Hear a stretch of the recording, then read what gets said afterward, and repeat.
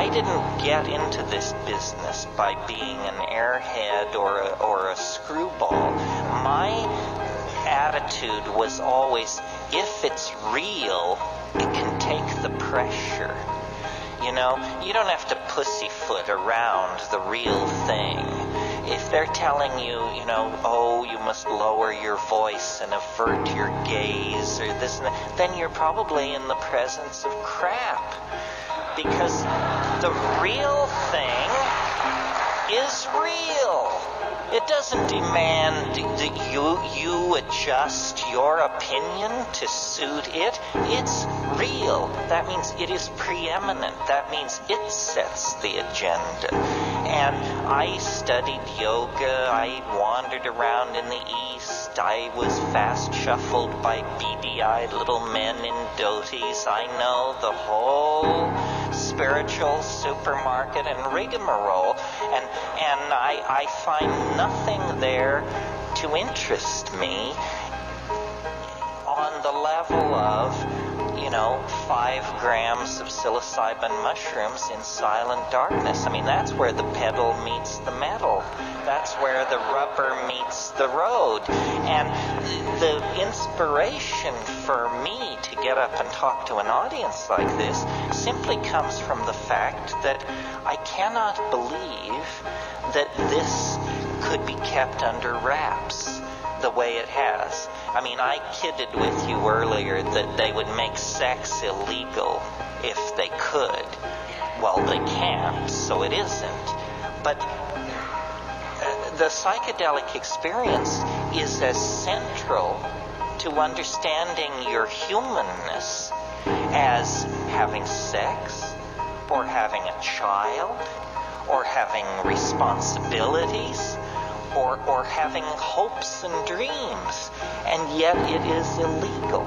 We are somehow told we are infantilized.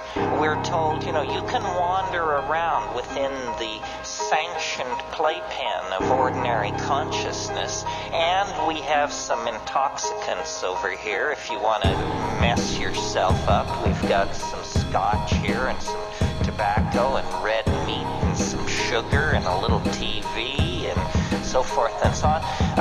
But these boundary dissolving hallucinogens that give you a sense of unity with your fellow man and nature are somehow forbidden.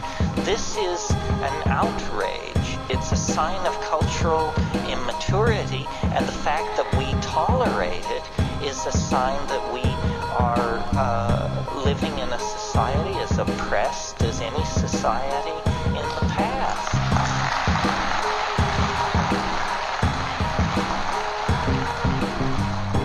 My thing is not about my opinion or what I saw in Africa or anything like that. This is, get it straight, this is about an experience, not my experience, your experience. It's about an experience which you have, like getting laid or like going to Africa.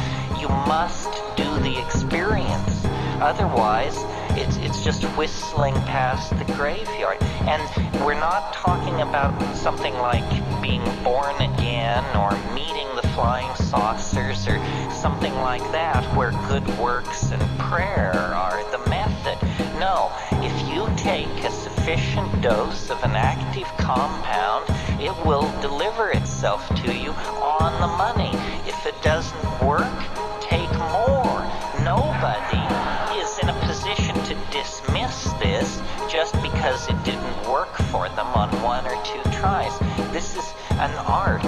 It's an art. It's something you coax into existence. I mean, you have to learn to make love. You have to learn to speak English. Anything worth doing is an art that is acquired. This is part of our birthright, perhaps the most important part of our birthright. These substances will deliver. It is the confoundment of psychology and science generally, and that's why it's so touchy for cultural institutions. But you are not a cultural institution. You are a free and independent human being, and these things have your name written on them in big gold letters.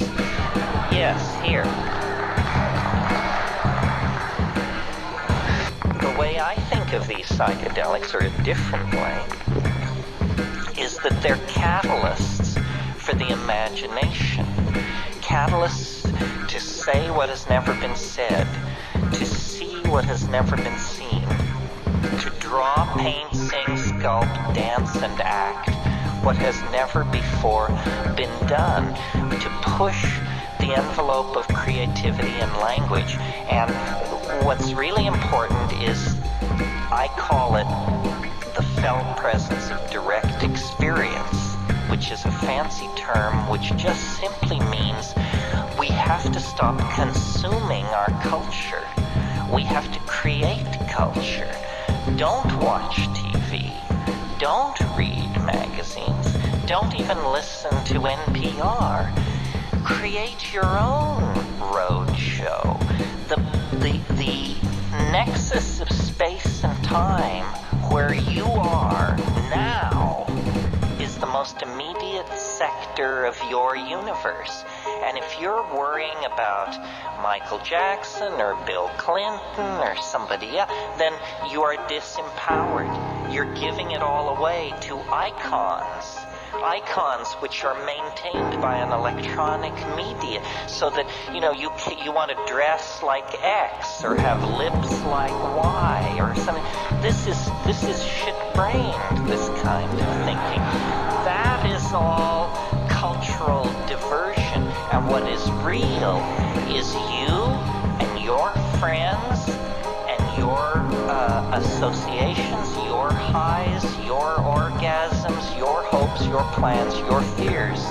And we're told, no, we're unimportant, we're peripheral, get a degree, get a job, get a this, get a that, and then you're a player. You don't even want to play in that game.